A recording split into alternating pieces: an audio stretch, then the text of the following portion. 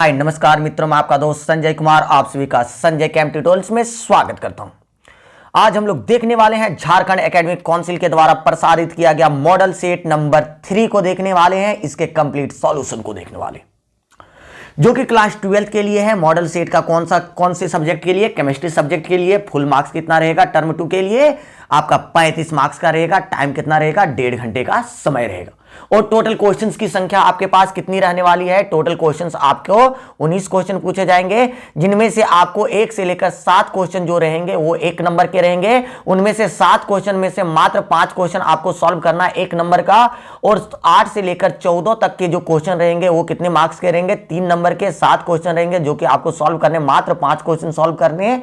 और आपको 15 से लेकर 19 तक के 5 क्वेश्चन रहेंगे, जो कि आपको सिर्फ सॉल्व करने, 3 क्वेश्चन सॉल्व करने हैं, जो कि आपके क्या होने वाले हैं? 3 क्वेश्चन जो होंगे वो 5 नंबर के होने वाले हैं। तो टोटल आपको कुल मिला के 13 क्वेश्चन सॉल्व करने। 13 क्वेश्चन में से 5 जो आपका 5 क्वेश्चन रहेगा वो तो बहुत ही 1 नंबर का ऑब्जेक्टिव टाइप जैसा रहेगा, 1 वर्ड रहेगा, तो वो तो तुरंत कर लेंगे। लेकिन आपको 8 क्वेश्चन लिखना है कितनी देर में?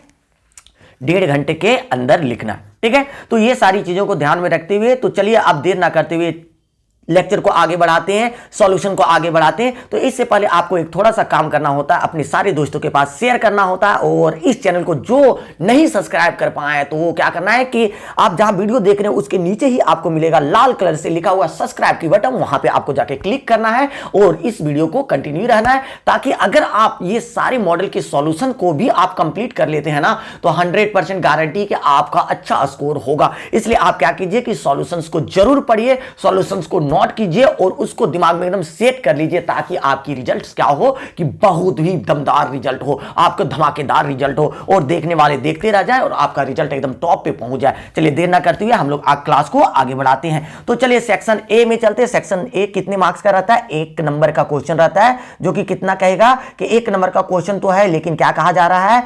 आपका 1 वर्ड लिखना है, आपका छोटे में से लिखना है, जितना कम से कम वर्ड हो उतना में लिखना है, इसका सटीक आंसर देना है। तो सबसे पहला क्वेश्चन जो दिया गया वो क्या कर रहा है? Calculate the order of reaction which has the rate expression. एक ऑर्डर ऑफ रिएक्शंस आपको बताना है कि कितने ऑर्डर का रिएक्शन होगा, उसमें एक्सप्रेशन दिया हुआ है। देखो यहां पे दे दिया a का पावर 2 और b का पावर कुछ नहीं दिया है, मतलब 1 दिया है। जैसे आपका रेट जो है, तो रेट बराबर क्या दे दिया है? रेट इज इक्वल टू दे रखा है कि k, और ये का पावर दे दिया है कितना? 2, मोलर कंसंट्रेशन ऑफ ये का पावर 2, और बी का पावर कितना दिया? कुछ नहीं दिया, मतलब क्या होता है? 1 होता है। तो हम लोग को पता है कि अगर हम लोग रेट लॉ के अनुसार उसके एक्सप्रेशंस को लिखते हैं तो ऑर्डर बराबर क्या हो जाता है कि जितना भी पावर है उसको जोड़ देंगे। तो ये कंसंट्रेशन का पावर 2 है, ये वाले कंसंट्रेशन का, बी वाले कंसंट्रेशन का 1 है, तो टोटल ऑर्डर ऑफ रिएक्शन क्या हो जाएगा? 3 ऑर्डर। तो आप यहां पे आंसर क्या लिख दीजिएगा? 3 ऑर्डर रिएक्शन, या क्या लिख दीजिएगा? 3 लिख दीजिएगा, 3 ऑर्डर रिएक्शन, या आप जैसे भी लिखिएगा, लेकिन 3 ऑर्डर आपको लिखना है। 3 लैंग्वेज में लिख दीजिए या ऐसे 3 करके ऑर्डर लिख दीजिए, जैसे लिखिए लिखना है, लेकिन 1 नंबर आपको प्राप्त करना है। ठीक है, नेक्स्ट क्वेश्चन की ओर चलते हैं। क्वेश्चन नंबर 2 है। क्वेश्चन नंबर 2 में क्या पूछा जा रहा है कि एप्लीकेशन ऑफ एडजॉर्प्शन। एडजॉर्प्शन का एप्लीकेशन क्या होता है? जो अधिशोषण होता है, तो अधिशोषण का एक उपयोग बताना, एप्लीकेशन बताना है कि इसका उपयोग हम लोग कहां पे करते हैं। ठीक है, कोई एक सुंदर सा प्यारा सा एग्जांपल दे देना है। तो यहां पे देखिए क्या क्या कर रहे हैं, एग्जांपल हम लोग ले लेते हैं। जैसे गैस मास्क का उपयोग करते हैं कहां पे यार? Used for the mines workers, जो जमीन के नीचे काम करने वाले होते हैं ना, डस्ट उस्ट में जो काम करते हैं, या ट्रैफिक पुलिस जो होते हैं रोड में खड़े रहते हैं, तो उनका भी क्या होता है कि एकदम डस्ट उस्ट आता है या जहरीले गैसेस होते हैं। तो वो क्या करता है कि उसके वो जो मास्क लगाता है ना, तो वो मास्क जो होता है वो क्या करता है कि जो भी पॉइजनस गैसेस होते हैं उसको क्या कर लिया जाता है? एब्जॉर्ब कर लिया जाता है, मतलब अंदर नहीं जाने देता, वो वहीं पे चिपका के, मतलब गैस को वहीं पे रोक लेता है। नहीं तो नाकों के सहारे अंदर चला जाता तो वो हमारी बॉडी को नुकसान पहुंचाता। तो वो नहीं करता, वो क्या करता है कि एब्जॉर्ब कर लेता है, मास्क ही अपने में रख लेता है, अंदर जाने नहीं देता है। तो आप ये एप्लीकेशन आप बहुत ही आसान तरीके से लिख सकते हैं। ठीक है, नेक्स्ट वन क्वेश्चन नंबर 3 में कह रहा है कि आपको कॉपर का Cu का ऑक्सीडेशन नंबर निकालना है। Cu का क्या निकालना है? ऑक्सीडेशन नंबर निकालना है। तो देखिए CuNH3 का क्या है? CuNH3 का होल 6 है। NH3 का कितना? होल 6, और स्क्वायर के मतलब क्या है? स्फीयर के बाहर क्या है? Cl3। ठीक है, तो देखिए यहां पे हम लोग निकालना है, जिसको निकालना होता है उसको हम लोग क्या लिख देते हैं? उसके पास हम लोग क्या लिख देते हैं? एक्स लिख देते हैं। तो लेट हम लोग देख रहे हैं कि let the oxidation state of Cu बराबर क्या लिख दिए? एक्स। Cu का ऑक्सीडेशन स्टेट हमने क्या ले रखा है? एक्स ले रखे। ठीक है। अब x यहां पे Cu के जगह पे हमने क्या लिख दिया, x लिख दिया। उसके बाद NH3 का ऑक्सीडेशन नंबर कितना होता है, 0। कितने बार है, 6 बार। तो 6 बार करें या 25 बार करें, 0 का 0 होगा। और Cl का कितना होता है, Cl का वैल्यू कितना होता है, तो -1 होता है। कितना होता है, Cl का वैल्यू -1 होता है। तो -1 गुना कितने बार, 3 बार। तो कितना हो गया, -3 हो गया। -1 गुना 3 बार तो कितना हो गया, -3। और 0 गुना 6 कितना हो गया, 0। तो x - 3 = 0। देयरफॉर x का वैल्यू कितना हो गया, +3। देयरफॉर आप क्या लिख सकते हैं कि Cu के ऊपर कितना प्लस होगा, 3 प्लस होगा। तो कॉपर का ऑक्सीडेशन स्टेट कितना हो जाएगा, +3 हो जाएगा। आप एक वर्ड में भी लिख सकते हैं, लेकिन सॉल्व करके ऐसे निकाल दीजिएगा ना x बराबर, तो यहां पे क्या हो जाएगा कि आपको एकदम पूरा एक नंबर अच्छे से दे देगा। ठीक है। और ऐसे भी लिख देने से दे देता, लेकिन ये कैलकुलेट करने के लिए कह रहा है तो हल्का सा लिख ही देते, क्या दिक्कत है ना। चलिए नेक्स्ट क्वेश्चन नंबर 4 की ओर चलते। क्वेश्चन नंबर 4 में आपको क्या पूछा जा रहा है, देखिए कि यूपैक नेम लिखना है। यूपैक नेम किसका लिखना है, ये कंपाउंड जो आपको दिया है इसका यूपैक नेम लिखना है। देखिए ये कंपाउंड को एकदम ईमानदारी पूर्वक एकदम समझिएगा। कंपाउंड देखिए क्या है, एकदम तोड़ के लिख दे क्या, खोल के लिख दे क्या। देखो ऐसे करके दे दिया, CH3 दिया है, इसके आगे CH दिया है, CH3, इसके आगे CH दिया है, इसके आगे डबल बॉन्ड, इसके आगे CH है, फिर CH2 है, उसके आगे क्या है, वो H दे दिया। ठीक है। तो अल्कोहल इधर से सीनियर है, तो अल्कोहल के साइड से हम लोग क्या करेंगे, नंबरिंग करने का प्रयास करेंगे। तो 1 नंबर, 2 नंबर, 3 नंबर, और ये क्या है, 4 नंबर पे है। ठीक है। तो आप टोटल कार्बन कितना है, 4। तो 4 को हम लोग क्या कहते हैं, ब्यूट कर देते हैं। 4 को क्या कहते हैं, ब्यूट कर देते हैं। डबल बॉन्ड कितने नंबर पे है, तो 2 नंबर पे डबल बॉन्ड स्टार्ट हो रहा है, 2 नंबर पे। तो क्या लिख देंगे, 2 लिख देंगे, ब्यूट 2। और डबल बॉन्ड के लिए हम लोग क्या लिखते हैं, EN। तो क्या लिखते हैं, EN। और अल्कोहल के लिए क्या लिखेंगे, OL। तो ब्यूट 1 OL लिख सकते हैं। अगर जो ब्यूट 1 OL नहीं लिखेंगे, ब्यूट 2 in 1 OL नहीं लिखेंगे, तो क्या लिख सकते हैं, ब्यूट 2 इन, और 1 को उड़ा के डायरेक्ट OL लिख सकते हैं। तो दोनों नाम में से कोई भी लिख दीजिए, आपका पक्का पक्के सही है। ठीक है। इनॉल भी लिख सकते हैं, क्योंकि 1 को हम लोग काउंटिंग नहीं करते हैं। अगर 1 पे आ जाए, अगर आप कर भी दिए तो 100% सही है, नहीं भी किए तो पर भी 100% सही है। तो ये चीजों को ध्यान देना। ठीक है। नेक्स्ट वन क्वेश्चन कह रहा है, क्या क्वेश्चन कह रहा है कि which vitamin deficiency causes night blindness, मतलब रतौंधी किसके कारण होता है। तो रतौंधी किसके कारण होता है, बचपन क्लास से हम लोग पढ़ रहे हैं कि विटामिन ए के कारण से रतौंधी, विटामिन बी के कारण क्या होता है, बेरी विटामिन सी के कमी के कारण स्कर्वी, डी के कारण सुखा रोग, ये सब हम लोग बचपन क्लास से पढ़ते आ रहे हैं। तो नाइट ब्लाइंडनेस दैट मींस रतौंधी किसके कारण होता है, विटामिन ए की डिफिशियंसी के कारण। 1 नंबर फ्री में दे दिया ना बचपन क्लास से, चलो मजा आ गया। ठीक है। नेक्स्ट वन, एक और देखो, नेक्स्ट क्वेश्चन भी दिया है, वो भी बहुत ही आसान तरीके से क्वेश्चन दे दिया, जो कि आपको बचपन क्लास से दे दिया है कि write any uses of PVC. PVC का उपयोग हम लोग कहां करते हैं, तो हर जगह लिखा रहता है पीवीसी का पाइप खरीदिए, पीवीसी का टंकी खरीदिए। तो लिख देंगे वही कि PVC is used for the water service pipe. Water के पाइप जो होते हैं, जितना भी पानी का पाइप अभी हम लोग लगाते हैं, वो सारे पाइप किसके बने होते हैं, पीवीसी के बने होते हैं। या केबल्स जो होता है ना, वायर जो होता है, केबल्स या वायर्स जो होता है, उसके ऊपर जो कवर लगाया जाता है ना, वो क्या होता है कि पीवीसी का बना होता है। तो आप, हमने 2 एग्जांपल बता दिया, आप किसी एक का उपयोग, किसी एक उपयोग को भी लिख सकते हैं और आप 1 नंबर पूरा प्रदान कर सकते हैं। ठीक है। नेक्स्ट वन क्वेश्चन कर रहा है कि give 1 example of analgesic. Analgesics का मतलब होता है कि दर्द निवारक दवा, दर्द को खत्म करने वाला दवा। तो दर्द को खत्म करने वाला क्या क्या दवा होता है, तो आप जानते हैं कि एस्पिरिन को ले लीजिए, दर्द को खत्म करने वाला दवा है। एनाल्जीन को ले लीजिए, नवाल्जीन को ले लीजिए, ये सब क्या होता है, दर्द को खत्म करने वाला दवा। तो कम से कम एक को याद रखिएगा, एस्पिरिन, एनाल्जीन, कम से कम 1 लिख दीजिए, 1 नंबर पूरा हो गया। हमने 2 लेके चल रहे हैं ताकि क्या हो कि कम से कम 2 ना सही तो 1 तो याद रहे।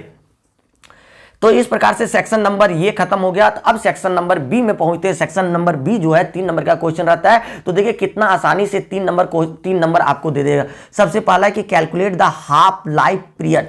हाफ लाइफ टी हाफ आपको निकालने के लिए कह रहा है, किसके लिए, फर्स्ट ऑर्डर के लिए। तो हमने बता रखा है कि फर्स्ट ऑर्डर रिएक्शन में टी हाफ बराबर क्या होता है कि 0.693 डिवाइडेड बटा उसका क्या, K1 मतलब उसका रेट कांस्टेंट। तो रेट कांस्टेंट दे दिया हम लोग के पास, कितना, K का वैल्यू दे दिया 200 पर सेकेंड दे दिया। ठीक है।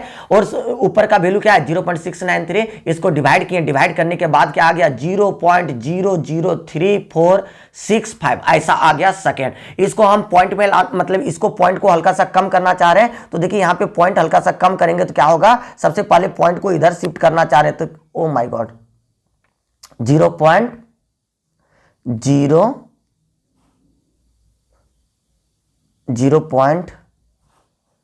क्या था आपका, 00347। ठीक है। तो जितना शिफ्ट करने के लिए कहेगा ऐसे था पर सेकेंड, ठीक है। तो यहाँ पे देखिए ये जो आपको शिफ्ट करने के लिए कह रहा है, तो जितना इधर जाएंगे तो एक वर्ड में गए तो एक जीरो बढ़ा, 2 जीरो 3 जीरो, तो 10 टू द पावर -3, तो यहाँ पे क्या हो जाएगा 3.47 और क्या हो जाएगा 10 टू द पावर -3 पर सेकेंड या सेकेंड ऊपर चल जाएगा तो क्या हो जाएगा सेकेंड पर सेकेंड से किस में हो गया सेकेंड में। तो ये आपका वैल्यू हो गया किसके लिए, आपका टी हाफ के लिए। हाफ ऑर्डर मतलब किसका, टी हाफ निकालना है, हाफ ऑर्डर रिएक्शन निकालना है, हाफ लाइफ निकालना है, मतलब हाफ ऑर्डर कौन रिएक्शन होता है, मतलब हाफ लाइफ निकालना किसके लिए, फर्स्ट ऑर्डर रिएक्शन के लिए, ठीक है। तो 8वां नंबर क्वेश्चन बहुत ही आसान दिया था, 3 नंबर आपको आसानी से दे रहा था और उसमें ज्यादा मेहनत भी नहीं लग रहा था। अब 9 नंबर क्वेश्चन की ओर चलते हैं। 9 नंबर क्वेश्चन क्या कर रहा है कि एक्सप्लेन द फॉलोइंग को एक्सप्लेन कीजिए। क्या क्या है कि डायलिसिस है, टिंडल इफेक्ट। डायलिसिस किसे कहते हैं उसको एक्सप्लेन कर दीजिए और टिंडल इफेक्ट किसे कहते हैं उसको थोड़ा सा आप डिस्क्राइब कर दीजिए, ठीक है। तो डायलिसिस किसे कहते हैं तो हमने इसको बता रखा है, थोड़ा सा हल्का सा हिंट कर देते हैं कि क्या ले लेते हैं इसमें, देख लीजिए ध्यानपूर्वक इसको समझिएगा, बहुत ही मजेदार टॉपिक है ये चीजें। तो देखिए सबसे पहले क्या कर देते हैं कि इसको हम लोग ले लेते हैं कि एक हमने ले लिया परचमेंट पेपर या आप एनिमल ब्लैडर से बना हुआ एक थैली को ले लेते हैं, ठीक है। एक थैली हमने ले लिया, बैग ले लिया, वो किससे बना हुआ, परचमेंट पेपर या एनिमल ब्लैडर से बना हुआ एक थैली ले लिए। इसमें हमने क्या ले लिया, कोलाइडल सॉल्यूशंस को ले लिए, ठीक है, कोलाइडल सॉल्यूशंस को ले लिए। अब ये एनिमल ब्लैडर या परचमेंट पेपर का क्या काम है कि ये जो होता है ना इसमें पतला पतला छिद्र होता है एसपीएम के रूप में। इसमें कौन कैसा छिद्र होता है, एसपीएम के जैसा पतला पतला छिद्र होता है, ठीक है। अब इसको हम लोग ला के डाल रहे हैं किसमें, रनिंग वाटर के पास लेके डाल रहे हैं। यहां से क्या हो रहा है, पानी आके इस पे थैली पे गिर रहा है। जब थैली पे गिरेगा, जैसे हम लोग जूट का बोरा में कोई सामान को ले लिए, अब उसके ऊपर पानी को गिराते हैं तो पानी से क्या होगा कि वो धुल जाएगा ना, वो जितना भी उसमें डस्ट पार्टिकल छोटा छोटा था वो क्या होगा कि धुल के क्या हो जाएगा कि यहाँ पे निकल जाएगा, घुल के यहाँ पे क्या हो गया कि निकल गया, इसमें बाहर आ गया, पानी के साथ ये बाहर आ गया और अंदर जो बच जाएगा वो क्या बच जाएगा, प्योर आपका क्या बच जाएगा कि आपका प्योर कोलाइडल सॉल्यूशन बच जाएगा। तो इसी प्रोसेस को हम लोग पूरा पूरी क्या कहते हैं, डायलिसिस के नाम से जानते हैं। तो इसको हल्का सा लैंग्वेज में कैसे लिखेंगे वो चीजों को हल्का सा समझ लेते हैं, ठीक है। देखिए व्हेन कोलाइडल सॉल्यूशन क्या कह रहा है कि डायलिसिस व्हेन या colloidal solution is taken in या बैग, एक बैग में लेते हैं किसको, कोलाइडल सॉल्यूशन को। और बैग कैसा है, परचमेंट पेपर का या एनिमल ब्लैडर का। परचमेंट पेपर एक होता है या एनिमल का ब्लैडर के रूप में, उससे उसमें उसका थैली बना हुआ में हम लोग ले लेते हैं, ठीक है। और उसको फिर then dipped into running water, वही किया ना, पानी जहां से गिर रहा है तेजी से उसके नीचे इसको ले जाके हम लोग रख दिए, ठीक है। तो इससे क्या होगा कि the smaller particles of soluble impurities, जो छोटा छोटा इम्प्यूरिटीज के रूप में पार्टिकल्स था वो क्या होगा कि pass through the small pores of the bag, जो बैग में पतला पतला छिद्र था एसपीएम के रूप में, वहां से क्या हुआ कि जितना भी गंदगी था वो क्या हुआ कि आराम से निकल गया घुल के। जैसे हम लोग सुतरी वाला बोरा में रखते हैं तो क्या होता है कि आलूए रख दिए तो आलू के ऊपर पानी डाला तो आलू में जितना भी डस्ट था वो क्या हुआ सुतरी बोरा से बाहर निकल जाएगा। तो ये होगा इनटू द रनिंग वाटर, पानी के बहाव के साथ वो रनिंग वाटर के साथ बाहर निकल जाएगा। While the larger particles of colloid are retain in the bag, जबकि क्या होगा कि जितना भी लार्जर पार्टिकल्स जो रहेगा वो कहां पे रह जाएगा, आपका बैगवे में रह जाएगा। तो इस प्रकार की प्रोसेस को ही हम लोग डायलिसिस के टाइप में जानेंगे। तो थोड़ा सा 2 लाइन और लिख देंगे, ये तो प्रोसेस लिख दिए। तो ये प्रोसेस में और क्या होता है कि the process of removing soluble impurities, इस प्रोसेस में क्या कर रहे हैं कि जो भी सॉल्युबल इम्प्यूरिटीज है ना, जो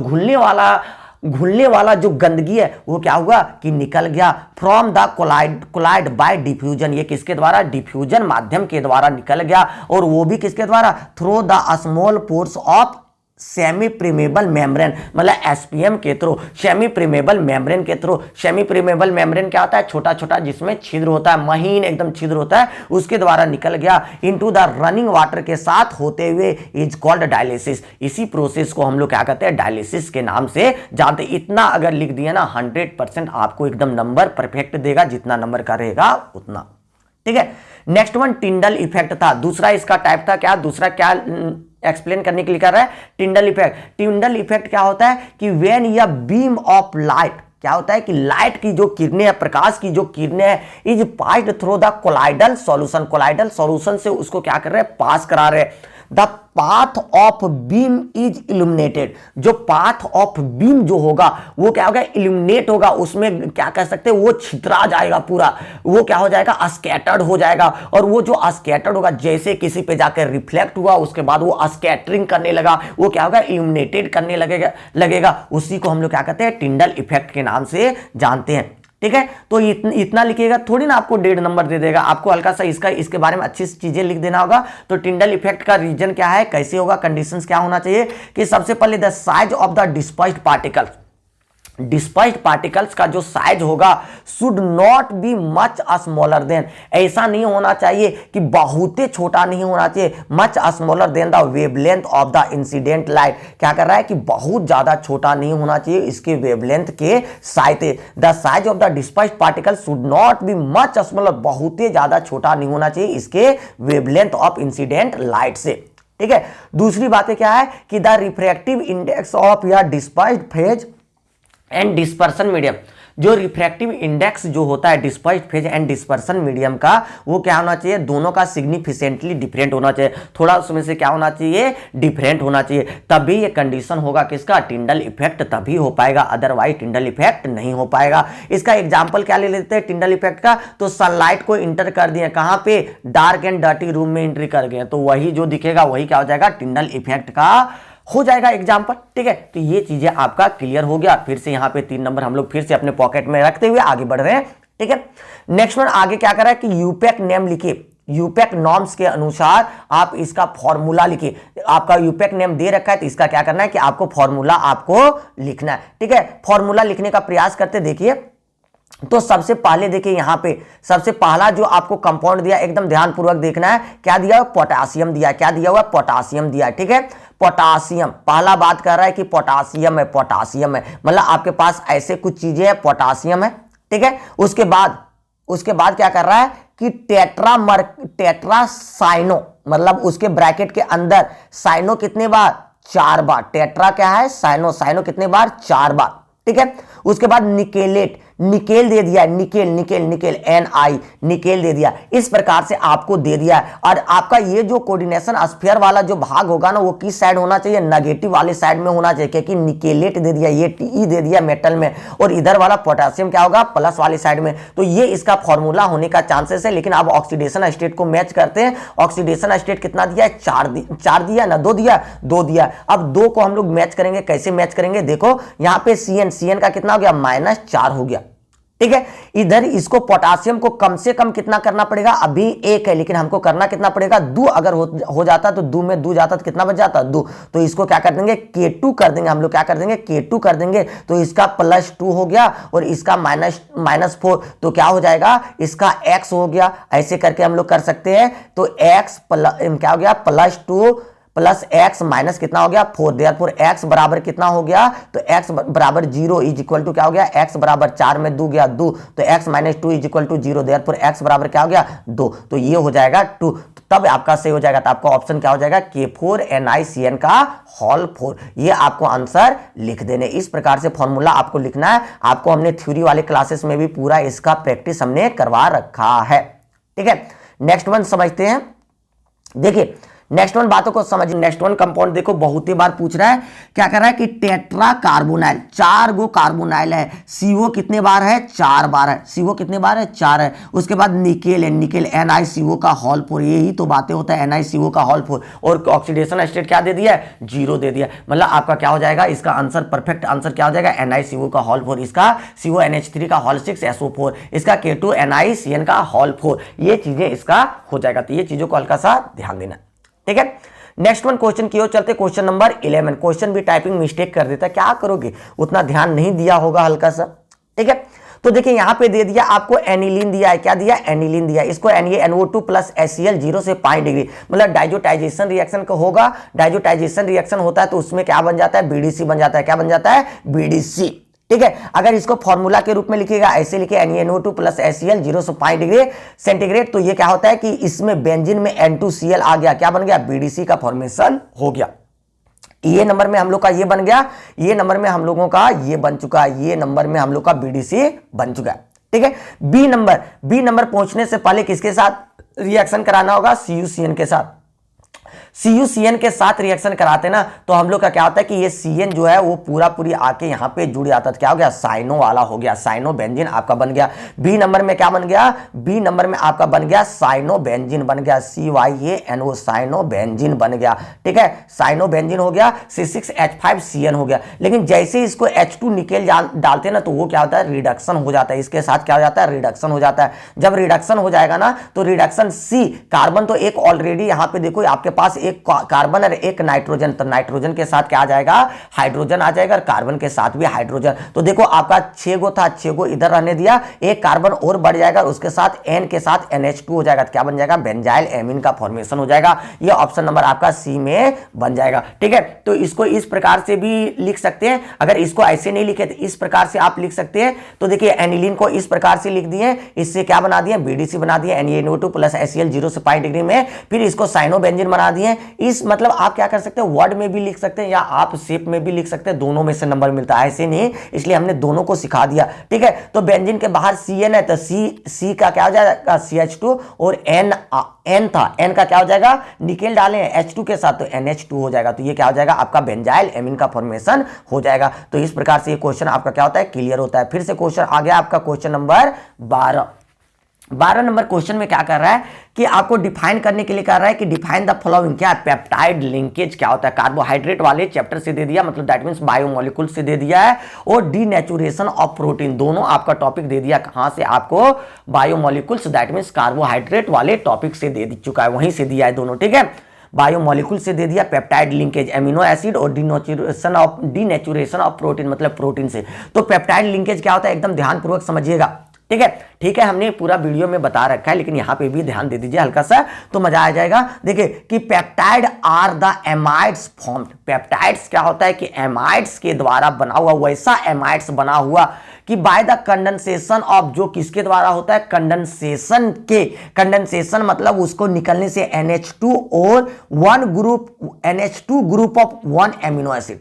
क्या होता है कि NH2 ग्रुप है किसका, एक एमिनो एसिड का NH2 ग्रुप को लेते हैं और दूसरे का क्या ले लेते हैं, COOH ग्रुप के साथ कंडेंसेशन जो होता है एक दूसरे के साथ, और उसके कारण जो लिंकेज बनता है तो उसी को हम लोग क्या कहते हैं, पेप्टाइड लिंकेज। तो कंडेंसेशन का मतलब होता है छोटी छोटी मॉलिक्यूल्स को बाहर निकल जाना, जैसे HCl का निकल जाना, वाटर का निकल जाना, NH3 का निकल जाना। लेकिन यहां पे हम लोग का निकलने वाली जो चीजें होगा वो क्या होगा, वाटर निकलेगा। तो क्या होगा कि यहां पे सिंपल से याद रखेंगे कि जब दो मॉलिक्यूल्स ऑफ एमिनो एसिड लेंगे तो एक एक मॉलिक्यूल्स एमिनो एसिड का OH निकल जाएगा, कहां से, COOH ग्रुप से, और दूसरा का जो एमिनो एसिड रहेगा वहां से NH2 से H निकल जाएगा। जब ये चीजें निकलेगा, देखो एक एमिनो एसिड लिए, यहां से OH निकाल दिए और इधर वाले से H निकाल दिए, कहां से, नाइट्रोजन से। ये ग्लाइसिन, इसका इस एमिनो एसिड का नाम है ग्लाइसिन, इस एमिनो एसिड का नाम क्या है, एलानिन है। तो यहां से जब हमने निकाला तो क्या रिमूव हो गया, वाटर रिमूव हो गया। जब वाटर रिमूव हो गया ना तो ये दोनों एक दूसरे के साथ जुड़ जाएगा। तो यहां पे देखिए आपके पास C था तो C के साथ कौन जुड़ जाएगा, नाइट्रोजन। तो देखिए C के साथ नाइट्रोजन और नाइट्रोजन के साथ अपना हाइड्रोजन था, हाइड्रोजन। तो ये जो बॉन्ड है यहां से यहां के बीच का बॉन्ड, ये जो बॉन्ड है, इसी बॉन्ड को हम लोग क्या कहते हैं, पेप्टाइड लिंकेज के नाम से जानते हैं। इसी बॉन्ड को हम लोग क्या कर रहे हैं, पेप्टाइड लिंकेज। CO और NH का जो बॉन्ड है उसी को हम लोग क्या कहेंगे, पेप्टाइड लिंकेज। और इधर जो है वो सारी चीजें तो इधर तो रहेगा, इधर वाला जो चीज है वो रहेगा। ये आपका क्या हो गया, पेप्टाइड लिंकेज। इसका नाम क्या होगा, जैसे ग्लाइसिन और एलानिन दोनों है तो ग्लाइसिन एलानिन इसका नाम हो गया एक साथ। ठीक है, नेक्स्ट वन बी नंबर इसका दिया हुआ है क्या, डीनेचुरेशन ऑफ प्रोटीन दिया हुआ है। क्या दिया हुआ है, denaturation of protein. Denaturation of protein क्या होता है कि the process that changes the physical and biological properties of protein, कि वैसा प्रॉपर्टी जिसमें क्या होगा कि फिजिकल और बायोलॉजिकल, उसका क्या होगा, मतलब क्या होगा कि फिजिकल या बायोलॉजिकल इसमें क्या करेंगे, चेंजेस करेंगे। जैसे मान लिया जाए कि उसका फिजिकल स्टेट है सॉलिड है तो लिक्विड में, लिक्विड है तो सॉलिड में। उसका बायोलॉजिकल है, जो जन्म लेने वाला था वो क्या कर दिया, रोक दिया। तो उसका फिजिकल और बायोलॉजिकल प्रॉपर्टीज को हम लोग क्या करते हैं, चेंज होगा without affecting the chemical composition. Physical और केमिकल प्रोसेस में से देखो ध्यान देना, फिजिकल प्रोसेस उसका फिजिकल चेंजेज होगा प्रॉपर्टीज में और बायोलॉजिकल चेंजेज होगा, लेकिन उसके केमिकल कंपोजिशन में कोई प्रभाव नहीं पड़ेगा। आप जैसे कहते हैं ना कि कुछ चीजों को आप खा रहे हैं, उसको धिपा के खाइए या ऐसे कच्चे खा जाइए, उससे जो केमिकल्स आपको प्राप्त होगा वो प्राप्त होना चाहिए। केमिकल्स में कोई प्रभाव नहीं पड़ना चाहिए। सिर्फ प्रभाव पड़े तो किस में होना चाहिए, उसका फिजिकल स्टेट में प्रभाव पड़े या बायोलॉजिकल स्टेट में प्रभाव पड़े। तो उसी प्रोसेस को हम लोग क्या कहते हैं, डीनेचुरेशन ऑफ प्रोटीन के नाम से जानते हैं। एकदम याद रख लेना, ये बहुत ही एकदम साधारण सा टॉपिक है, ठीक है। जैसे एग्जांपल ले लेते हैं, coagulation of albumin present in the white part of the egg. जैसे क्या कर लेते हैं कि जैसे आप अंडा को गर्म करने के लिए डाल दीजिए, जैसे अंडा को गर्म करने के लिए डालिएगा तो इसमें क्या हो जाएगा कि कोगुलेट हो जाएगा। ये क्या हो जाएगा कि पहले लिक्विड स्टेट में था वो किस फॉर्म में हो जाएगा कि इसका चेंज हो जाएगा, किसमें, सॉलिड फॉर्म में हो जाएगा। मतलब क्या किया कि जैसे बॉइलिंग एग किया तो इसका टेम्परेचर के कारण जैसे टेम्परेचर इंक्रीज हुआ वो क्या था, लिक्विड फॉर्म में था, वो किसमें चेंज हो गया, सॉलिड फॉर्म में। तो ये किसका एग्जांपल हो गया, डीनेचुरेशन ऑफ प्रोटीन का हो गया, ठीक है। Next one, curdling of milk. आप दूध से दही बनाइए, तो दूध से दही जब बनाइएगा तो इसका पीएच में क्या होता है, चेंज होता है। अब जब दूध था तो दूध का पीएच वैल्यू क्या था कि वो कैसा था कि आपका बेसिक थोड़ा सा, मतलब पूरा बेसिक नहीं होता है, 6 पॉइंट समथिंग होता है, हल्का सा एसिडिक होता है। लेकिन जैसे दही बन गया एकदम पूरी खट्टा खट्टा बन गया, जब खट्टा खट्टा बन गया मीन्स आप क्या कर सकते हैं कि आपका कैसे बन गया कि इसका पीएच वैल्यू में क्या हो जा रहा है, चेंजेज हो जा रहा है। तो ये आपका आंसर होता है। तो इसके बाद इसका हल्का सा एक लाइन और लिखने का प्रयास करेंगे। क्या लिखेंगे कि during the denaturation secondary and tertiary structure of proteins are destroyed. जब डीनेचुरेशन करते हैं तब सेकेंडरी और टर्सरी स्ट्रक्चर जो होते हैं प्रोटीन का वो डिस्ट्रॉय हो जाता है, लेकिन प्राइमरी स्ट्रक्चर जो होता है रिमेन्स इंटैक्ट। तो देखो एक ऑब्जेक्टिव 1 नंबर में पूछा जाता है कभी कभी कि डीनेचुरेशन के समय, डीनेचुरेशन ऑफ प्रोटीन जब करते हैं तो उसमें उस टाइम में कौन सा स्ट्रक्चर इसका रह जाता है, कौन सा उसका क्या हो जाता है, खत्म हो जाता है, डिस्ट्रॉय हो जाता है। तो सेकेंडरी और टर्सरी क्या हो जाता है, डिके हो जाता है, डिस्ट्रॉयड हो जाता है, लेकिन इसका प्राइमरी स्ट्रक्चर जैसे क्या तैसे रह जाता है। क्वेश्चन नंबर 13 की ओर चलते। क्वेश्चन नंबर 13 में क्या कहा जा रहा है, देखिए ध्यानपूर्वक समझिएगा। हल्का सा वीडियो 1 घंटा का बनता है लेकिन आपको समझा भी तो दे रहे हैं पूरा एकदम ध्यानपूर्वक, ठीक है। तो इसलिए ध्यान नहीं, मतलब वैसे मत सोचना है कि सर एकदम बहुत ही लंबा हो जा रहा है, नहीं। अगर हम चाहें तो 20-30 मिनट में भी खत्म कर दे, क्या करेंगे, सिर्फ देख देंगे और उसके बाद पढ़ देंगे, वो फायदा नहीं होगा बाबू। हल्का समझिएगा तब ना लिखिएगा एग्जाम में। तो डिफरेंस बिटवीन क्या कर रहा है कि थर्मोप्लास्टिक्स और थर्मोसेटिंग प्लास्टिक में अंतर बताना विथ एग्जाम्पल। वो भी सिर्फ 2 ही डिफरेंस पूछा जा रहा है, लेकिन आप ज्यादा लिखिएगा तो आपका क्या 3 नंबर्स का है, ठीक है। तो थर्मोप्लास्टिक एक साइड ले लिए, दूसरे साइड के ले लिए थर्मोसेटिंग प्लास्टिक ले लिए। थर्मोप्लास्टिक क्या होता है कि दे आर सॉफ्टेन, पहले सॉफ्ट होता है एंड मेल्ट ऑन हीटिंग, फिर उसको हीट करेंगे तो वो क्या हो जाता है, मेल्ट हो जाता है and become hard on cooling. देखो सबसे पहले सॉफ्ट रहेगा एकदम, मतलब क्या कह सकते हैं एकदम सॉफ्ट रहेगा, गुलगुल जिसको कहते हैं। फिर क्या करेंगे कि उसको जब हीट कराएंगे तो वो क्या करेगा कि मेल्ट करने लगेगा, और फिर उसको छोड़ दिए तो वो क्या हो जाएगा, फिर से वो क्या हो जाएगा कि फिर से वो हार्ड हो जाएगा। सबसे पहले सॉफ्ट था, हीट कराए मेल्ट कर गया, मेल्ट कराने के बाद फिर से उसको ठंडा करेंगे तो फिर से वो क्या हो जाएगा, हार्ड हो जाएगा। तो ये सारे प्रोसेस को ही क्या कहते हैं, थर्मोप्लास्टिक्स के नाम से जानते हैं। और ये प्रोसेस वाला क्या होता है, रिवर्सिबल प्रोसेस के नाम से जाना जाता है, ठीक है। लेकिन थर्मोसेटिंग में क्या होता है कि ये क्या होता है कि हार्ड हो जाता है। अगर आप हीट कर रहे हैं ना, जैसे बहुत सारी चीज़ों को, अगर प्लास्टिक को आप हीट कीजिए तो सॉफ्ट था, लेकिन जैसे हीट किए वो क्या हो गया, एकदम हार्ड हो गया, मतलब तो हार्ड का हार्ड ही रह गया। तो वो क्या हो जाता है, हीट करने के बाद वो क्या हो जाता है, हार्ड हो जाता है। और ये प्रोसेस जो होता है रिवर्सिबल ना होकर क्या होता है, इरिवर्सिबल प्रोसेस है। ये क्या होता है कि जो थर्मोप्लास्टिक है वो एडिशन पॉलीमर्स होता है, ये इसका क्या होता है, कंडेंसेशन पॉलीमर्स होता है। इसका स्ट्रक्चर जो होता है लीनियर होता है, इसका स्ट्रक्चर कैसा होता है, क्रॉस लिंक्ड स्ट्रक्चर होता है। एग्जांपल्स इसका ले लिए, पॉलीथीन ले लिए, पॉलीविनाइल मतलब पीवीसी ले लिए, उसके अलावा क्या ले लिए, बेकेलाइट ले लिए और मेलामीन ले लिए। इसका थर्मोसेटिंग प्लास्टिक का पॉलीविनाइल क्लोराइड वाला ये पीवीसी था, ठीक है, पीवीसी पाइप वाला, ठीक है। नेक्स्ट वन क्वेश्चन समझते हैं, क्वेश्चन नंबर 14 नंबर क्वेश्चन में क्या कर रहा है, एक्सप्लेन करने के लिए कह रहा है, 2 दवा को एक्सप्लेन करने के लिए कह रहा है, ठीक है। तो दोनों दवा को हम लोग एक्सप्लेन करते हैं। सबसे पहला बात क्या कर रहा है कि एंटीसेप्टिक्स के बारे में। तो एंटीसेप्टिक क्या होता है कि जैसे आप कहीं कट उठ गए हैं, तो कट उठ गए हैं या घाव हो गया, घाव घोष हो गया, तो आप तुरंत जो दवा लगाते हैं तो वो जो दवा होता है वो कौन सा दवा होता है, एंटीसेप्टिक होता है। तो वो क्या करता है कि जो भी बैक्टीरिया इस सब जाके पनपना चाह रहा है वो क्या करेगा, उसको कंट्रोल करेगा, ठीक है। तो वही क्या कहेंगे, इसके बारे में लिखेंगे, the chemical substances which are used to kill और to inhibit growth of microorganism. क्या करेगा कि वैसा केमिकल सब्सटेंस जो कि क्या करेगा, मार देगा। किसको मार देगा कि कोई भी अगर ग्रोथ कर रहा है, बैक्टीरिया पनप रहा है, माइक्रो ऑर्गेनिज्म पनप रहा है, उसको मार देगा या उसको कंट्रोल करने का प्रयास करेगा। उसी को हम लोग क्या कहते हैं, एंटीसेप्टिक्स के नाम से जानते हैं। ठीक है, दे आर सेफ, ये क्या होता है, बहुत ही सेफ होता है। Be to be applied to living tissues, ये लिविंग टिश्यूज में, हमारे शरीर के लिविंग टिश्यूज में क्या करते हैं, इसको अप्लाई करने के बाद कोई चीजें बर्बाद मतलब खराब नहीं होता। ये क्या है, सेफ है। जैसे हम लोग का कट गया, वहां दवा लगा दो, वो एंटीसेप्टिक है। घाव घोस हो गया, उसमें लगा दो, एंटीसेप्टिक है। और डिजीज जो स्किन के ऊपर जो डिजीज हो जाता है उसमें लगा दो, ये भी क्या होगा, एंटीसेप्टिक वाला होता है। इसका एग्जाम्पल भी आप याद रखिएगा, फ्यूरासिन हो गया, और क्या हो गया, सल्फामाइसिन। आप तो आधा तो डॉक्टर ऐसे ही बन जा रहे हैं क्या कि ये सब आधा दवा आप समझ जा रहे हैं। ठीक है, डेली 2-3 प्रकार का दवा तो पढ़िए ले रहे हैं ना। Next one, ट्रांसक्विलाइजर्स। ट्रांसक्विलाइजर्स क्या होता है कि जैसे क्या होता है कि किसी किसी कहते हैं ना कि मेरा दिमाग खराब हो गया, अभी कुछ मत बोला, मतलब एंजाइटी हो जाता है उसके।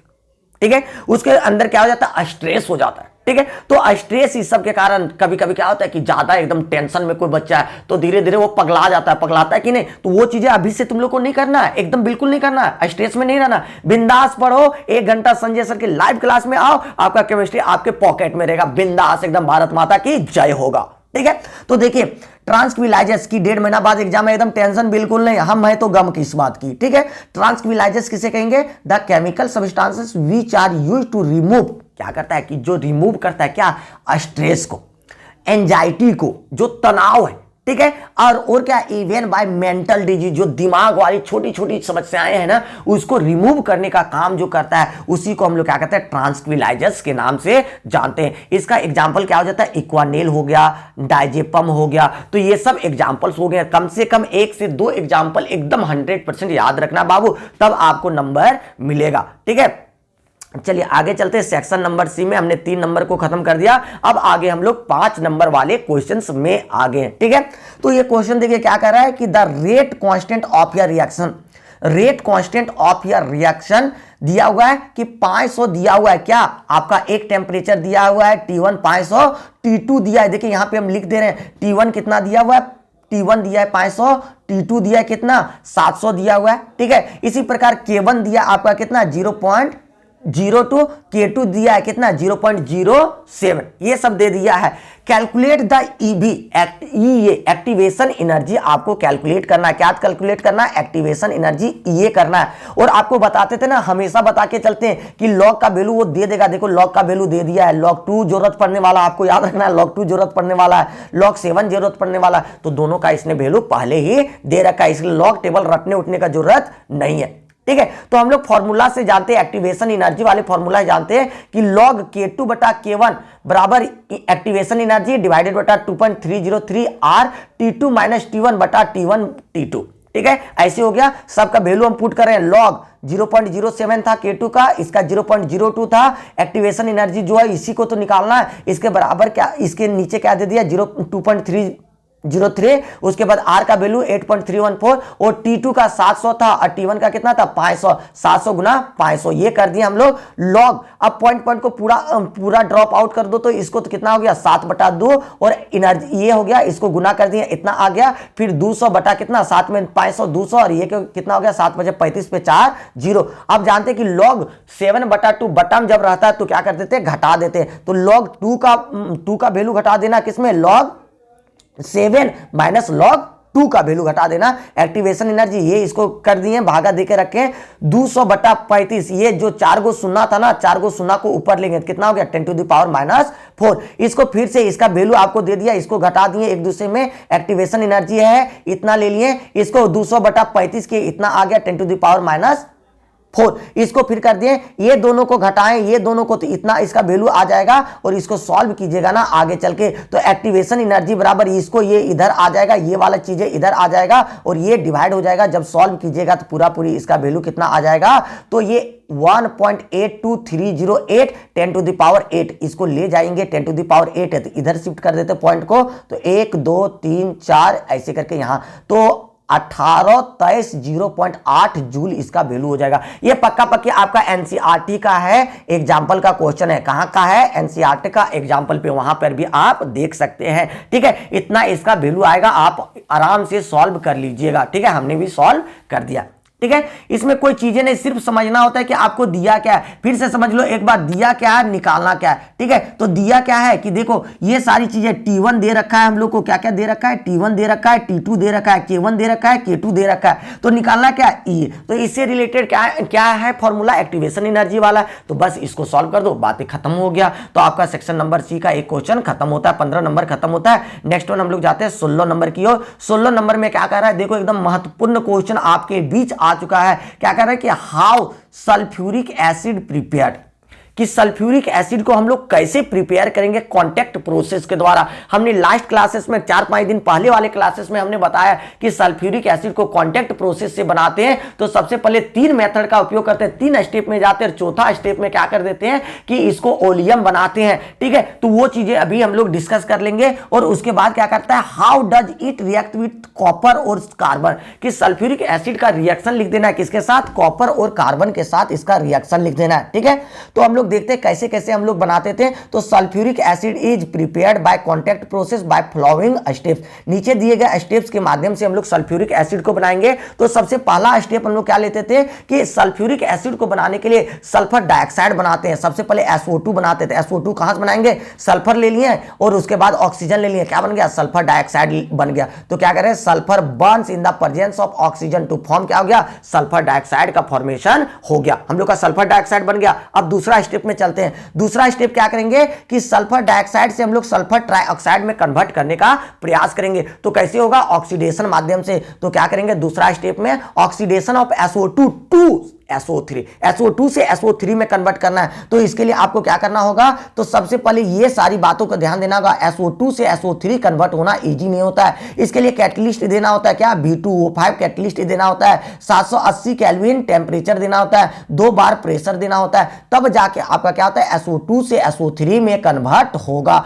तो यहां पे ध्यान दे दीजिए कि SO2 को रिएक्शन किया ऑक्सीजन के साथ, SO3 बन गया। लेकिन कैटलिस्ट क्या है, B2O5 है, 780 केल्विन है, 2 बार प्रेशर है, तब SO3 में अब हम लोग का बन गया। जब SO3 में बन गया ना, तो SO3 को क्या करेंगे, एब्जॉर्ब किया जाता है किसके साथ, सल्फ्यूरिक एसिड थोड़ा सा ले लेते हैं, उसके साथ इसका रिएक्शन हम लोग कराने का प्रयास करते हैं। और जब SO3 को हम लोग क्या किए, सल्फ्यूरिक एसिड के साथ कराएं, तो ये क्या बना दिया, H2H2O7, जिसको हम लोग ओलियम के नाम से जानते हैं। क्या जानते हैं, ओलियम के नाम से जानते हैं। इसलिए इसके साथ रिएक्शन कराते ना, ताकि हम लोग को एकदम pure form of sulphuric acid बन जाए। अगर डायरेक्टली कर देते ना, तो वहां से pure form of sulphuric acid नहीं बनता है। इसलिए हम लोग ओलियम पहले बना लिए। ओलियम को बनाने के बाद क्या किया कि डाइल्यूट कर दिए in calculated amount of water. Oleum को हम लोग डाइल्यूट कर दिए किसके साथ, वाटर के साथ, एकदम फिक्स अमाउंट ऑफ वाटर के साथ इसको डाइल्यूट कर दिए। तो देखो H2H2O7 प्लस वाटर, तो क्या बन गया, 2 गुना H2SO4। तब जाके हम लोग का सल्फ्यूरिक एसिड बना। वो भी कितना परसेंटेज, एकदम प्योर 96.98% क्या हो गया, प्योर बन गया। तो इस प्रकार से कांटेक्ट प्रोसेस का इसलिए हम लोग यूज करते हैं ताकि इससे क्या हो कि सल्फ्यूरिक एसिड एकदम प्योर अमाउंट में प्राप्त हो। तो 4 स्टेप्स के माध्यम से हमने सल्फ्यूरिक एसिड को बनाया। अब रिएक्शन इसमें एक और भाग दे दिया था कि रिएक्शन कराना है किसके साथ, कॉपर के साथ। तो कॉपर के साथ जैसे कौन H2SO4 को कराएं, तो CuSO4 बन जाएगा, प्लस SO2 निकल जाएगा, प्लस वाटर निकल जाएगा। तो ये रिएक्शन क्या था, कुछ नहीं था, बुतरू क्लास का था। कार्बन के साथ कराना है H2SO4 को, तो क्या बन जाएगा, CO2 बन जाएगा, फिर क्या बन जाएगा, SO2 बन जाएगा, प्लस क्या बन जाएगा, वाटर बन जाएगा। तो ये चीजें आपको हल्का सा लिखना था। और इनऑर्गेनिक रिएक्शन तो याद करना होता ना, तो इसमें कोई लॉजिक नहीं है। ठीक है, नेक्स्ट वन क्वेश्चन नंबर 17 का जो आपका सबसे एकदम क्या होता है, लाजवाब क्वेश्चन, स्ट्रक्चर छापो और नंबर पाओ, छापो नंबर पाओ, छापो नंबर पाओ। ठीक है, तो जो बच्चे इस चैनल पे नए हैं उनको क्या करना है, सब्सक्राइब करना। और प्रीवियस वीडियो को अगर नहीं देख पाए तो जाके प्रीवियस 1 और 2 को देखना।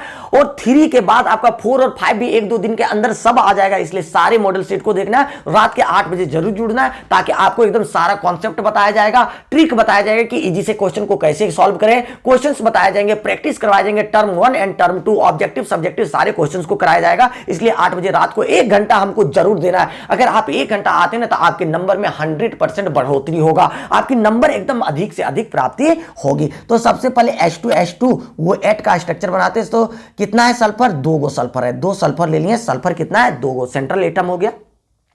ऑक्सीजन टोटल कितना था हम लोग के पास 8 ले लिए, दोनों का हिस्सा में कितना हुआ 4 हुआ, 1 2 3 4, 1 2 3 4, दोनों का 4 हुआ।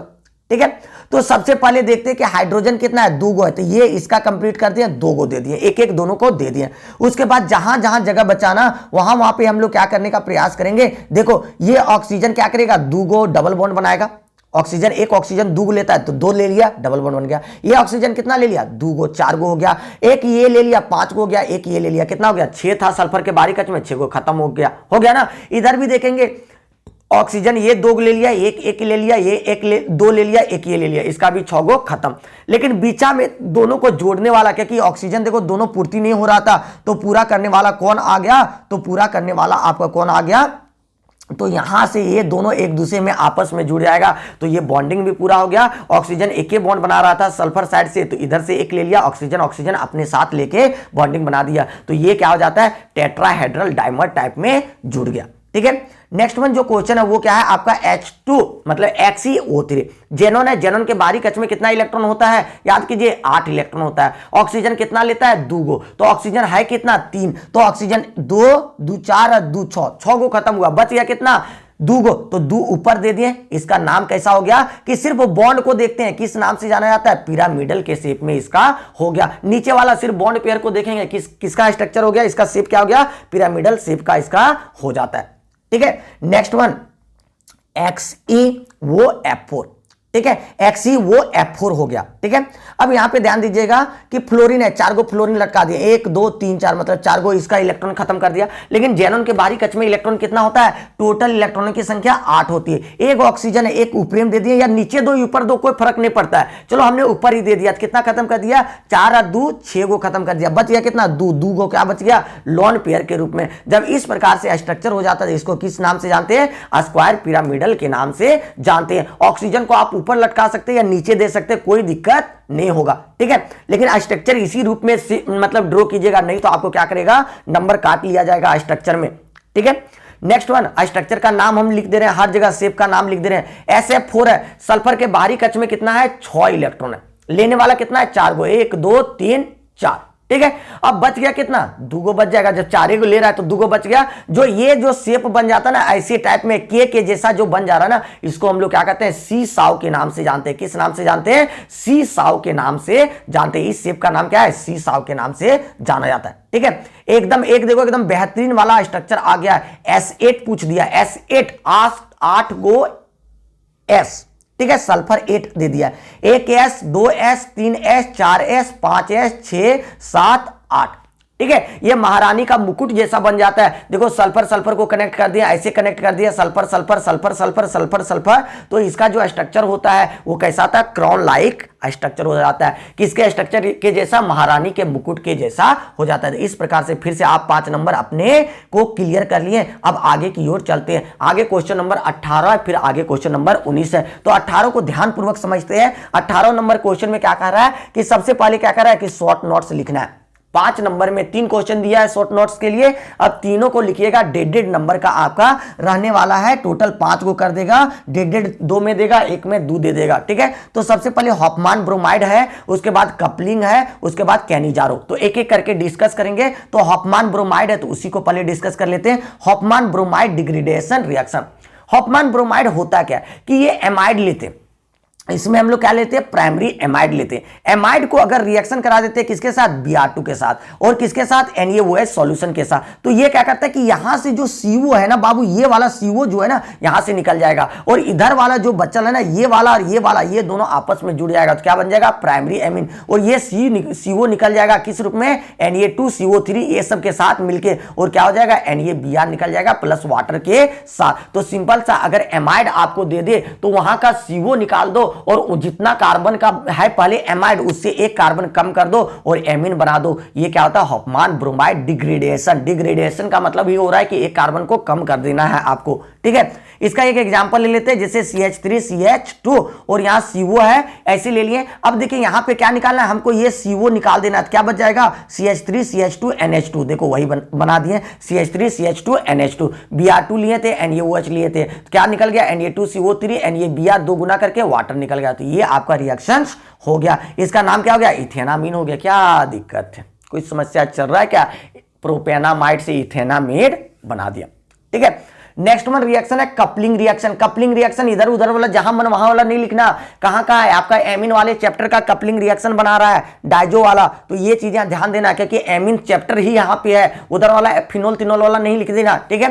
तो देखिए कपलिंग रिएक्शन क्या होता है कि डाइजोनियम साल्ट जो BDC लेते हैं उसको लेंगे, is react with reactive compounds, जैसे फिनॉल के साथ रिएक्ट कीजिए या एमीन के साथ रिएक्ट कर दीजिए, aromatic in ice cold solution, किसके साथ, आइस कोल्ड सॉल्यूशंस के साथ, वो भी अल्कलाइन वाला। तो ये क्या करेगा, कलर्ड डाई जो हो जाएगा वो बन जाएगा, तो कलर्ड डाई बन जाएगा जिसको हम लोग क्या कहते हैं, एजोडाइज कहते हैं। और इस पूरे रिएक्शंस को क्या कहते हैं हम लोग, कपलिंग रिएक्शंस के नाम से जानते हैं। देखो हमने BDC को ले लिए, ठीक है। जब BDC को लिए ना, तो BDC को लेने के बाद देख लीजिए हमने क्या किया कि BDC को ले लिए, उसके बाद यहां पे क्या कर रहे हैं, थोड़ा सा ध्यान दीजिएगा, हाँ BDC ले लिए। अब यहां से क्या करेगा कि आपका यहां से पूरा ये जो Cl है ना, Cl पूरा पूरी यहां से निकल जाएगा, ये Cl निकलेगा, N2 बच जाएगा, ठीक है। तो यहां पे देखिए Cl निकल गया, यहां पे क्या Cl किसके साथ निकल गया, इधर से यहां से एक H निकालेंगे, यहां से क्या कर देंगे H निकालेंगे, वो Cl निकल जाएगा, HCl के साथ भाग गया। अब यहां N और N था, तो N और N डबल बॉन्ड, इधर एक सिंगल, इधर बीच में डबल, तो 3 बॉन्ड टोटल हो गया, तो एक दूसरे के साथ जुड़ जा रहा है। इधर OH है तो OH रहने दिए, तो ये क्या बन गया कि पारा हाइड्रोक्सी एजोबेंजीन, ये जो वो आ जाता है ना बीच में नाइट्रोजन नाइट्रोजन डबल बॉन्ड और दोनों तरफ, तो एजोबेंजीन बना दिया, जिसका कलर क्या होता है, ऑरेंज डाई के रूप में जाना जाता है। और इस रिएक्शन को हम लोग कपलिंग रिएक्शन कहते हैं, या तो और दूसरा नाम होता है तो डाइजो कपलिंग रिएक्शन के नाम से जाना जाता है। तो ये कंपाउंड आपका क्लियर हो गया। नेक्स्ट वन जो है आपका कैनिजारो रिएक्शन है। कौन सा रिएक्शन है आपका, कैनिजारो रिएक्शन है। कैनिजारो रिएक्शन किसे कहते हैं, तो क्या कहते हैं कि एल्डिहाइड्स लेंगे, एक एल्डिहाइड ना, एक से अधिक, 2 ले लेंगे, ठीक है। Aldehydes having no alpha hydrogen atom, उसके पास अल्फा हाइड्रोजन होना नहीं चाहिए। कल हमने देख रहा था उसमें अल्फा हाइड्रोजन होना चाहिए, लेकिन यहां पे अल्फा हाइड्रोजन की कोई जरूरत नहीं है। एटम्स आर हीटेड, उसको हीट करते हैं किसके साथ, कॉन्क NaOH के साथ या KOH के साथ। किसके साथ हीट करेंगे, कॉन्क NaOH के साथ या KOH के साथ। तो इसमें क्या होगा, डिस्प्रोपोर्शनेशन रिएक्शन हो जाएगा, डिस्प्रोपोर्शनेशन रिएक्शन हो जाएगा। और ये क्या करेगा, एल्डिहाइड्स जो है वो टेक्स प्लेस हो जाएगा। तो एक मॉलिक्यूल्स जो 2 मॉलिक्यूल्स लेके चल रहे थे, तो एक मॉलिक्यूल्स एल्डिहाइड्स का क्या हो जाएगा, रिड्यूस हो जाएगा, और एक वाले में क्या हो जाएगा, साल्ट का फॉर्मेशन ऑक्सीडाइज के रूप में बना देगा। तो देखो एक आपका क्या कर रहा है, रिड्यूस होके अल्कोहल बना दे रहा है, और दूसरा वाला क्या कर रहा है, मॉलिक्यूल ऑक्सीडाइज होके सोडियम साल्ट बना दिया। ध्यान दीजिएगा कि 2 एल्डिहाइड लेके चल रहे थे, उसमें क्या था कि अल्फा हाइड्रोजन नहीं था, उसको हमने लेके चला। देखो इसके पास अल्फा हाइड्रोजन है क्या, कि यहां पे एक और कार्बन होना और उसके साथ हाइड्रोजन होना, तब हम लोग कहते हैं अल्फा हाइड्रोजन, अदरवाइज उसको अल्फा हाइड्रोजन नहीं कहते। तो यहां पे अल्फा हाइड्रोजन नहीं है, कार्बन रहता उसके पास ना, तब ना अल्फा कहते हैं। तो दोनों को ले लिए, 2 गुना इसको करके लेके चले, ये 2 गुना लेके चले, तो एक क्या कर देगा कि जितना कार्बन है, एक कार्बन, तो एक कार्बन का करके अल्कोहल बना दिया। एक कार्बन था तो CH3OH बना दिया, एक कार्बन है ये इसके साथ आ जाएगा, CH क्या हो जाएगा, HCOONA सोडियम फॉर्मेट बना देगा। तो आपका एक मिथेनॉल बना दिया, एक क्या बना दिया, सोडियम फॉर्मेट बना दिया। अगर बेंजीन के रूप में लेंगे बेंजल डिहाइड, तो फिर से ले लेंगे, एक क्या कर देगा कि बेंजीन में CH2OH बना देगा, बेंजाइल अल्कोहल बना देगा, और दूसरा क्या बना देगा, सोडियम बेंजोएट, वो NaCOONA आके जुड़ जाएगा। तो ये क्या बना दिया, सोडियम बेंजोएट बन गया। तो इस प्रकार के रिएक्शंस को ही हम लोग क्या कहते हैं, कैनिजारोज रिएक्शंस के नाम से हम लोग जानते हैं। आज का लास्ट वन क्वेश्चन जो कि हल्का धमाका वाला क्वेश्चन है, ये क्वेश्चन सभी से नहीं बनेगा, जो एकदम ध्यानपूर्वक नहीं पढ़ा होगा, हल्का सा धमाकेदार क्वेश्चन है, जरूर ध्यान देना इसमें, ठीक है। क्या करें कि एसिटल डिहाइड्स को रिएक्ट करना है NH2OH के साथ, व्हाट हैपेंस व्हेन, क्या होगा, ठीक है। तो इसके बारे में एसीटोन को रिएक्ट करना है, फॉर्मिक एसिड को रिएक्ट करना है, 5 रिएक्ट करना है। तो एक एक करके रिएक्ट कराते हैं और देखते हैं क्या क्या बनेगा। सबसे पहले एल्डिहाइड्स को रिएक्ट कराना था किसके साथ, NH2OH के साथ। एल्डिहाइड्स को रिएक्ट कराना था NH2OH के साथ, तो इसको हमने एल्डिहाइड्स को रिएक्ट कराया किसके साथ, NH2OH के साथ, जिसको हम लोग कहते हैं हाइड्रोक्साइल एमीन कहते हैं। उसके साथ रिएक्ट जब कराएंगे ना, देखो ये एल्डिहाइड हमने ले रखा है RCOH, एल्डिहाइड ले लिए, इसको हमने रिएक्ट कर दिया NH2H ऐसे ऐसे और इधर OH NH2OH, तो यहां से क्या हो गया कि वाटर का रिमूवल हो जाएगा, यहां से वाटर यहां से क्या हो गया, निकल गया। और वाटर जब निकल जाएगा तो जो चीजें बच जा रहा है, यहां पे इधर से C बच गया, यहां से C तक और इधर से N तक, तो C और N एक दूसरे के साथ जुड़ जाएगा। कितना, डबल बॉन्ड है तो डबल बॉन्ड जुड़ गया। तो ये जो बनेगा आपका क्या बन जाएगा, ऑक्जाइम बन जाएगा। एल्डिहाइड्स का क्या बन जाएगा, ऑक्जाइम बन जाएगा। OH इधर था, इधर रहने दिए, R जो था R रहने दिए, तो क्या बन गया, ऑक्जाइम्स का फॉर्मेशन हो गया। तो सिंपल सा लिख सकते हैं, क्या बन जाएगा आपका, ऑक्जाइम्स का फॉर्मेशन हो जाएगा। नेक्स्ट वन जो है वो नेक्स्ट वन क्या कर रहा है कि एसीटोन को रिएक्ट कराना आपको किसके साथ, हाइड्राजीन के साथ। किसके साथ, हाइड्राजीन, NH2, इसको कहते हैं हाइड्राजीन कहते हैं। तो एसीटोन को रिएक्ट कराते हैं किसके साथ, हाइड्राजीन के साथ। जब when acetone is treated with hydrazine, hydrazine के साथ जैसे ट्रीटमेंट कराएंगे तो ये क्या करेगा, बना देगा एसीटोन हाइड्राजोन बना देगा। क्या बना देगा, एसीटोन हाइड्राजोन। देखो हमने एसीटोन लिख दिया, CH3CH3CO, कीटोन वाला जो होता है, प्रोपेन 2,1 वाला जो होता है उसी को हम लोग एसीटोन के नाम से जानते हैं। हाइड्राजीन है, इसको तोड़ के लिख दिए NN, इधर H, इधर H, इधर H, इधर H। यहां से निकल जाएगा, क्या निकल जाएगा, वाटर निकल जाएगा। वाटर निकाल दें, ठीक है, निकाल जब दिए तो यहां पे क्या हो जाएगा, इधर से और इधर से आके जुड़ जाएगा। ये नाइट्रोजन और कार्बन आके जुड़ गया, कार्बन और नाइट्रोजन जुड़ गया। इधर जो था इधर रहने दिए, इधर जो था रहने दिए। ये क्या बना दिया, एसीटोन हाइड्राजोन का फॉर्मेशन हो गया। बहुत ही मजेदार था, सिर्फ इसको आपको थोड़ा सा पढ़ना था, आप पढ़ लिए थे तो ये क्या हो गया, 100% आपका कंफर्म हो गया। ठीक है, नेक्स्ट वन क्वेश्चन कर रहा है कि formic acid reacts with conc H2SO4। Formic acid को अगर रिएक्ट कराते हैं हम किसके साथ, कॉन्क H2SO4 के साथ रिएक्शन कराते हैं तो क्या बनेगा, तो सिंपल सा समझना है कि सल्फ्यूरिक एसिड जो होता है वो स्ट्रॉन्ग डिहाइड्रेटिंग एजेंट होता है। डिहाइड्रेटिंग एजेंट का मतलब पानी इसको निकालने का काम है, कहीं भी रहेगा पानी निकाल देगा एकदम धमाके के साथ। जैसे पानी जो कुआं सूख गया उसमें भी पानी निकाल देगा क्या, नहीं जी मतलब रिएक्शन से वाटर का रिमूवल कर देता है। ठीक है, तो ये क्या करेगा, डिहाइड्रेटिंग एजेंट है, पानी को आसानी से वाटर को रिमूव करने का काम कर देता है। तो ये क्या करेगा, फॉर्मिक एसिड को जब डिहाइड्रेट करेगा ना तो एक तो वाटर निकलेगा, उसके साथ साथ वो क्या बन जाएगा, कार्बन मोनोऑक्साइड्स का फॉर्मेशन कर देगा। फॉर्मिक एसिड ले लिए, HCOOH को हम लोग फॉर्मिक एसिड कहते हैं। कॉन्क H2SO4 ले लिए तो क्या हो गया, डिहाइड्रेशन हो गया, तो क्या बन गया, कार्बन मोनोऑक्साइड प्लस क्या बन गया, वाटर बन गया। बस बात तो खत्म हो गया। तो इस प्रकार से हमने 3 को देख लिया। अब नेक्स्ट वन जो 4,1 है, 4,1 को देखते हैं। 4,1 आपका HBZ रिएक्शन है। देख लीजिए क्या कर रहा है, एसिटिक एसिड को रिएक्ट करना है किसके साथ, Cl2 in the presence of red phosphorus. हमने वीडियो नंबर 1 में भी हमने देखा था HBZ रिएक्शन। तो ये क्या होता था, सबसे पहले एसिटिक एसिड को लिए हमने, उसको क्या करेंगे, Cl2 के साथ रिएक्शन कराए। Cl2 के साथ जैसे रिएक्शन करेंगे, जो आपका अल्फा वाले साइड में है, जैसे इसका अल्फा कार्बन जो है उस पे क्या आ जाएगा, एक हैलोजन आके जुड़ जाएगा, वहां से एक हाइड्रोजन को निकालेगा, HCl बाहर निकाल देगा और वहां पे क्या जुड़ जाएगा, एक क्लोरीन आके जुड़ जाएगा। ठीक है, वो नहीं कर रहा है कि एक स्टेप करना है, वो सिर्फ कह रहा है कि Cl2 के साथ रिएक्शन कराइए रेड फास्फोरस में। तो हम बार बार कराते चलेंगे, फिर से एक बार और आगे यहाँ पे Cl एक बार आ गया, ये हम लोग का Cl आ गया ना, तो आ गया, तो इसको हम लोग Cl एक बार, फिर से Cl2 रेड फास्फोरस दिए, फिर से एक और H यहां से रिमूव कर दिया, फिर से एक और Cl आ गया। तो ये क्या बना दिया, acetic acid, mono acetic acid, di acetic acid बना दिया। एक बार और चांसेस है, यहां एक और हाइड्रोजन है, एक बार और निकलेगा, तो यहां पे क्या कर दिया, रेड फास्फोरस फिर से Cl2 के साथ दे दिए, तो आपका क्या बना दिया, तीनों साइड 3 गो Cl आके जुड़ गया, तो ये क्या बना दिया, ट्राइक्लोरो एसिटिक एसिड। तो ये चीजें आपका बन जाता है। तो इसका क्वेश्चन में जैसा पूछा है तो डायरेक्टली बोल दे रहा है क्या, कि आपको क्या करना है कि रेड फास्फोरस के साथ Cl2 के साथ रिएक्शन कराना है। तो ये रिएक्शन आगे फॉरवर्ड होते जाएगा और आपका ट्राई वाला बना देगा, ट्राइक्लोरो एसिटिक एसिड बना देगा। वही चीजें लिख दिए कि एसिटिक एसिड को अगर ट्रीटमेंट कराते हैं Cl2 के साथ इन the presence of red phosphorus, पहले क्या होगा, मोनोक्लोरो एसिटिक एसिड बनेगा, फिर देन क्या बनेगा, फर्दर ट्रीट करेंगे डाई बनेगा, फिर फर्दर करेंगे क्या होगा, फाइनल प्रोडक्ट क्या होगा, ट्राइक्लोरो एसिटिक एसिड बन जाएगा। इस प्रकार के रिएक्शंस को हमने कहां पढ़ा, HBZ रिएक्शन, हेल्महोल्ट्ज जिंकलिस्टी रिएक्शन के नाम से हमने पहले भी फर्स्ट और सेकंड वीडियो में भी हमने देख लिया। तो जो बच्चे पहला और दूसरा मॉडल सेट नहीं देखे जरूर देखना, और अगर मजा आ रहा है तो आपको एकदम कमेंट जरूर करना, ताकि 4,1 आपका मॉडल सेट हम ला सके। ठीक है, इसलिए कमेंट कीजिए, फिर मॉडल सेट आ जाएगा, 100 100% सॉल्यूशंस के साथ। एकदम आज कमेंट कीजिए, 24 घंटे के अंदर आपके लिए हाजिर रहेगा।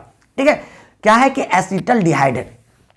अब क्या कर रहा है, 5वां नंबर एसिटल्डिहाइड है, इसको ट्रीट कर रहे हैं किसके साथ, डाइल्यूट NaOH के साथ। जब डाइल्यूट NaOH के साथ रिएक्शन कराएंगे ना बाबू, तो ये क्या बना देता है, आपका एल्डोल कंडेंसेशन रिएक्शन बना देता है। तो देखो आप, हमने क्या ले लिया कि आपका क्या ले लिए, एसिटल्डिहाइड CH3COH, एसिटल्डिहाइड ले लिए 2 मोल ले लिए, एसिटल्डिहाइड 2 मोल। ये क्या होगा कि यहां से जो H है ना, ये वाला H क्या होगा कि यहां से ये वाला H जो है, ये वाला H यहां पे आ जाएगा और H से क्या बना देगा, OH। देखो H से क्या बना दिया, OH बना दिया ना। अब देखो OH तो बना दिया, उसके अलावा कुछ नहीं किया अभी। उसके बाद यहां वाला एक H ले लेगा और ये वाला OH ले लेगा H, और OH क्या निकाल देगा, H2O निकाल देगा। क्या बना देगा, H2O निकाल देगा। और H2O निकालने के बाद यहां क्या हो जाएगा, डबल बॉन्ड हो जाता है कार्बोक्सिलिक एसिड के साथ। तो ये क्या कर रहा है, अनसैचुरेटेड एल्डिहाइड बना दिया। क्या बना दिया, अनसैचुरेटेड एल्डिहाइड बना दिया। सबसे पहले बीटा हाइड्रोक्सी एल्डिहाइड बनाया, फिर क्या बना दिया, अनसैचुरेटेड एल्डिहाइड बना दिया, जिसका नाम क्या हो गया, ब्यूटेन 2 इनल बना दिया। तो इसके लैंग्वेज को पढ़ सकते हैं हम लोग, व्हेन 2 मोल्स, कितना मोल लेके चल रहे हैं, 2 mole of aldehyde is treated with, किसके साथ, एसिटल्डिहाइड ही ले लिए, क्योंकि एसिटल्डिहाइड के साथ ट्रीटमेंट करने के लिए बोल रहा है, डाइल्यूट NaOH के साथ। तो क्या बना दिया, बीटा हाइड्रोक्सी एल्डिहाइड बना दिया। फिर से उसको ट्रीट करा दिए कि then heated to lose water, फिर लूज वाटर कर दिया तो अनसैचुरेटेड एल्डिहाइड बना दिया, जिसका नाम हमने क्या दिया कि किस नाम से जानते हैं, ये पूरे रिएक्शंस को हम किसके अनुसार बनाए, एल्डोल कंडेंसेशन रिएक्शन के नाम से जानते हैं। तो सबसे पहले क्या बना दिया था, 2 हाइड्रोक्सी ब्यूटेनॉल बनाया था। क्या बनाया था, 2 हाइड्रोक्सी ब्यूटेनॉल। फिर क्या लास्ट बना दिया, फिर से कंडेंसेशन क्या हो गया, वाटर का रिमूवल हो गया, तो ब्यूटेन 2 इनल बना दिया। अगर आपको इस प्रकार की वीडियो अच्छी लग रही है तो आपको सब्सक्राइब जरूर करना है, ठीक है, और आपको थोड़ा सा शेयर कर देना है ताकि और भी मित्रों को इसका फायदा हो सके।